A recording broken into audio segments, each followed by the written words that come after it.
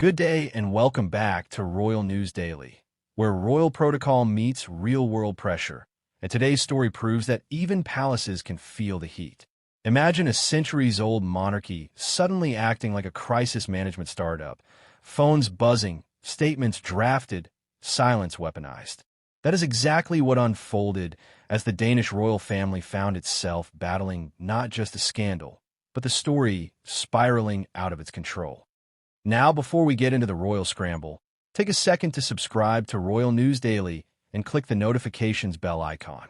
That way, you stay ahead of the headlines while the palaces try to catch up. Let us set the scene.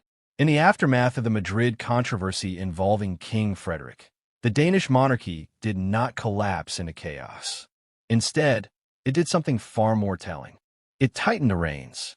Reports emerged that the palace brought in fresh communications muscle, reshuffled strategy, and effectively went into reputational lockdown.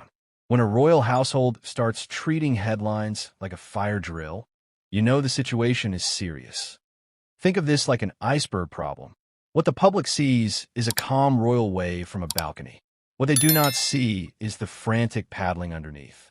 According to royal commentators, the palace moved swiftly to prevent further leaks, limit unscripted interactions, and carefully curate every public appearance. This was not about denial. This was about survival. Transition here, because this is where the story gets juicy.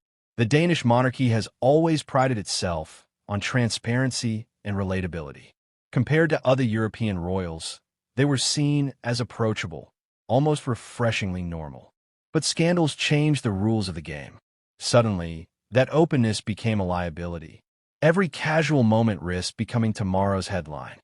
And the pressure was not just external. Inside the family, tensions were already simmering from previous controversies.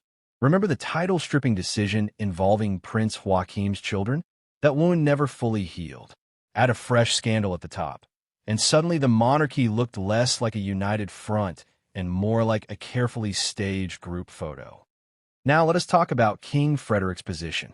Newly crowned, still defining his reign, and already facing the kind of scrutiny that could define a monarch for decades.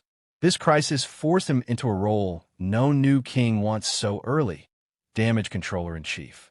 Appearances became symbolic. Where he stood, who stood beside him, and how long he smiled all mattered more than the events themselves. Queen Mary, once again, became the monarchy's strongest shield. Her presence sent a message louder than any statement. Stability, continuity, calm. But make no mistake, relying on one figure to absorb public tension is not a long-term strategy. It is a holding pattern. Now here is the clever part. Instead of addressing the scandal directly, the palace shifted focus. More engagements, more charitable work, more future-facing messaging. It is the royal equivalent of changing the playlist when a song gets uncomfortable. And to be fair, it worked, at least partially. Media cycles moved on. Attention fragmented. But trust, once shaken, takes longer to rebuild. Let us pause and consider why this matters. Monarchies do not operate on votes, but they do operate on public consent. When confidence dips, relevance follows. That is why crisis management is not just about image. It is about legitimacy.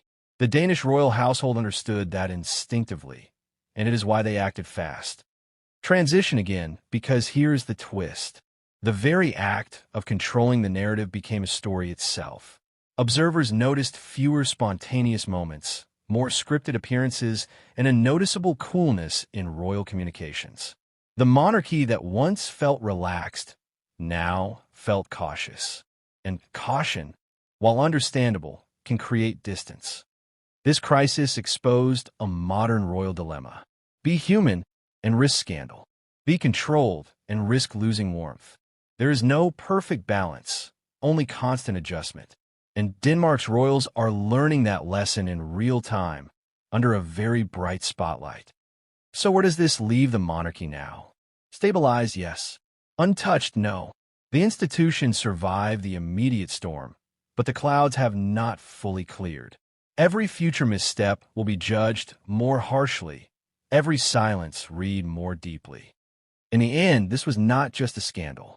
It was a stress test.